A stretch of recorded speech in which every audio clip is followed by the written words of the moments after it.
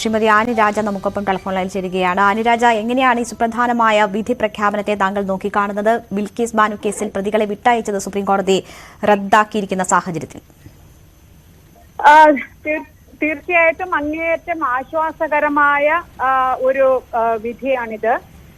ഇതിനെ സ്വാഗതം ചെയ്യുകയാണ്. ദേശീയ മഹിളാ ഫെഡറേഷനും സുപ്രീം കോടതിയിൽ റിട്ട് ഫയൽ ചെയ്തിട്ടുണ്ടായിരുന്നു.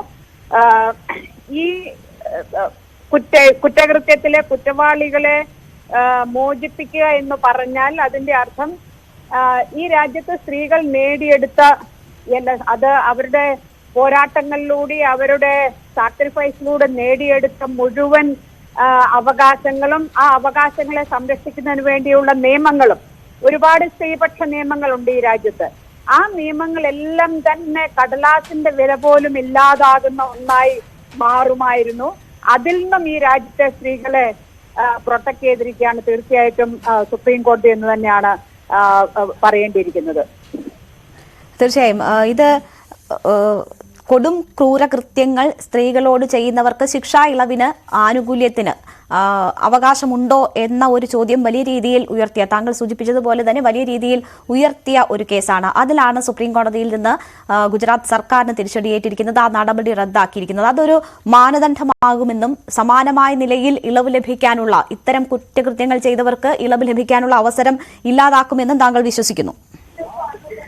തീർച്ചയായിട്ടും. കാരണം സുപ്രീം കോടതി പരമോന്നത കോടതിയുടേതാണ് ഈ വിധി. അതുകൊണ്ട് തന്നെ ഇത്തരത്തിൽ ഏതെങ്കിലും ഗവൺമെന്റുകൾ, നമുക്ക് ആശങ്കയുണ്ട് പല ഗവൺമെന്റുകളും ഇത്തരത്തിലുള്ള യാതൊരു വിധത്തിലുള്ള റൂൾസും ഫോളോ ചെയ്യാതെ തീർച്ചയായും പാർട്ടി താല്പര്യങ്ങൾ മാത്രം വെച്ചുകൊണ്ട് അല്ലെങ്കിൽ ഒരു ഇത്തരത്തിലുള്ള കുറ്റവാളികൾക്ക് ഒരു പൊളിറ്റിക്കൽ പാട്രണേജ് കൊടുക്കുന്നു എന്ന് നമ്മൾ ആരോപിക്കുന്ന അത് ആരോപണം മാത്രമല്ല എന്നുള്ളത് കൂടി ശരിവെച്ചിരിക്കുകയാണ്. അപ്പൊ അതുകൊണ്ട് തന്നെ തീർച്ചയായിട്ടും ഇത്തരത്തിലുള്ള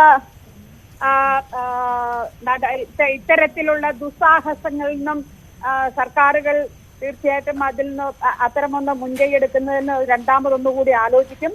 അതുകൊണ്ട് വലിയ രീതിയിൽ സ്ത്രീകൾക്ക് ആശ്വാസകരമായ ഒന്നാണിതെന്നുള്ളതാണ്. ശ്രീമതി ആനിരാജ, ഇവിടെ ഇപ്പോൾ ഈ പ്രതികളെ വിട്ടയച്ചപ്പോൾ അവർക്ക് ലഭിച്ച സ്വീകരണം, ഗുജറാത്തിൽ ലഭിച്ച സ്വീകരണം എന്താണ് എന്നത് രാജ്യം കണ്ടതാണ്. അതിനുശേഷം അതിന് ന്യായീകരണവുമായി BJPയുടെ ജനപ്രതിനിധികൾ ഉൾപ്പെടെയുള്ളവർ രംഗത്തെത്തുന്നത് നമ്മൾ കണ്ടതാണ്. ഈ പ്രതികളുടെ ജാതി അവർക്ക് ഈ ആനുകൂല്യം ലഭിക്കാൻ, ശിക്ഷാ ഇളവ് ലഭിക്കാൻ ഒരു മഹത്തായ കാര്യമാണ് എന്ന തരത്തിലുള്ള വാദഗതികൾ കണ്ടതാണ്. അപ്പോൾ അങ്ങനെയൊക്കെ വാദഗതികൾ ചമച്ചവർക്ക് കൂടി ഏറ്റ തിരിച്ചടിയല്ലേ ഈ വിധി യഥാർത്ഥത്തിൽ? തീർച്ചയായിട്ടും. അത് ഗവൺമെന്റിന് മാത്രമല്ല, ആ ഗവൺമെന്റിന് നേതൃത്വം കൊടുക്കുന്ന BJP ഉണ്ട്. ആ BJP ആളുകൾ, അതുപോലെ തന്നെ സംഘപരിവാർ സംഘടനകളൊക്കെ തന്നെ ഇവരെ ഏതാണ്ട് ഒളിമ്പിക്സിൽ മെഡൽ വാങ്ങി തിരിച്ചു വരുന്നത് പോലെയാണ് ജയിലിൽ നിന്ന് അവരെ അനധികൃതമായി മോചിപ്പിക്കുമ്പോൾ അവർക്ക് വെളിയിൽ ലഭിച്ചിട്ടുള്ള സ്വീകരണങ്ങൾ. അതിന് താങ്കൾ സൂചിപ്പിച്ചതുപോലെ തന്നെ പറഞ്ഞ ന്യായീകരണം, അയ്യോ അവര് ബ്രാഹ്മണന്മാരാണ്, അവരെ അങ്ങനെ ജയിലിലിടുക എന്ന് പറഞ്ഞാൽ അത് പാപമാണ് എന്ന് പറഞ്ഞുകൊണ്ട് മതത്തെയും ജാതിയെയും ഒക്കെ തന്നെ കൂട്ടുപിടിച്ചുകൊണ്ടാണ് ഇത്തരത്തിലൊരു ഒരു ഇല്ലീഗാലിറ്റിക്ക്, ഒരു നിയമത്തെ വെല്ലുവിളിച്ചുകൊണ്ട് നടത്തിയ ഈ പ്രവൃത്തിക്ക് ന്യായീകരണവുമായി BJPയും സംഘപരിവാർ സംഘടനകളും മുന്നോട്ട് വന്നത്. അപ്പോ ഇത് നമ്മൾ ഇതിനു മുന്നേ കണ്ടാണ്. ബ്രാഹ്മണന്മാരാണ്, അതുകൊണ്ട് അവര് ദളിത് സ്ത്രീകളെ അല്ലെങ്കിൽ മറ്റ് അന്യ മതത്തിൽപ്പെട്ട സ്ത്രീകളെയൊന്നും ഈ രീതിയിൽ ലൈംഗിക അതിക്രമണം നടത്തില്ല എന്നുള്ള കാര്യം നേരത്തെ രാജസ്ഥാനിലെ കേസ് നമുക്കറിയാം. അതുപോലെയൊക്കെ ഉള്ള സമയങ്ങളിൽ കണ്ടാണ്. അപ്പൊ ഇത്തരത്തിലുള്ള കുറ്റകൃത്യങ്ങളെ ന്യായീകരിക്കുന്നതിനും ശിക്ഷയിൽ നിന്നും ഇളവ് ലഭിക്കുന്നതിനും ശിക്ഷയിൽ നിന്നും രക്ഷപ്പെടുന്നതിനും വേണ്ടി മതത്തെയും ജാതിയെയും കൂട്ടുപിടിക്കുന്ന സമീപനം BJPയുടെയും RSSന്റെയും ആ ഒരു രീതിയും ഇതിൽ നമ്മൾ കണ്ടതാണ്. എന്തായാലും തന്നെ ഈ ഗവൺമെന്റിന് മാത്രമല്ല, ഗവൺമെന്റ് നേതൃത്വം കൊടുക്കുന്ന BJPക്ക് ആ BJPയോടൊപ്പം ചേർന്നുകൊണ്ട് ഇവരെ വെളിയിൽ സ്വീകരിച്ച, മാലകളിട്ട് സ്വീകരിച്ച സംഘപരിവാർ സംഘടനകൾക്കൊക്കെയുള്ള ഒരു മുന്നറിയിപ്പ് തന്നെയായി ഇതിനെ കണക്കാക്കാം. പക്ഷെ എത്രമാത്രം അവർ അതിനെയൊക്കെ ഭയപ്പെടുന്നു, കോടതിയെ അവർ ഭയപ്പെടുന്നുണ്ടോ എന്നുള്ളത്, അല്ലെങ്കിൽ കോടതിയെ അവർ ബഹുമാനിക്കുന്നുണ്ടോ, ഭയപ്പെടുന്നു എന്നുള്ളതിനപ്പുറത്തേക്ക് ബഹുമാനിക്കുന്നുണ്ടോ എന്നുള്ളത് ഒരു വലിയ വിഷയമാണ്.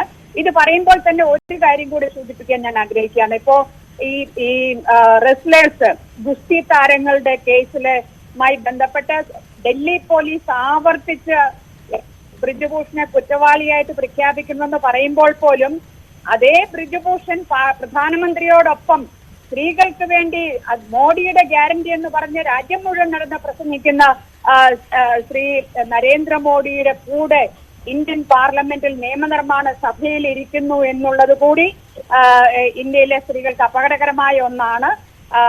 അതിന് ദേശീയ മഹിളാ ഫെഡറേഷൻ സ്പീക്കർക്ക് ഒരു മെമ്മോറാണ്ടം കൊടുത്തിട്ടുണ്ട്. അയാളെ സസ്പെൻഡ് ചെയ്യണം, ഈ കേസിന്റെ തീരുമാനമാകുന്നവരെ, കേസ് തീരുന്നവരെ പാർലമെന്റിൽ നിന്ന് സസ്പെൻഡ് ചെയ്യണമെന്ന് ആവശ്യപ്പെട്ടിട്ട് അതിന്മേൽ ഒരു നടപടിയും സ്വീകരിച്ചിട്ടില്ല.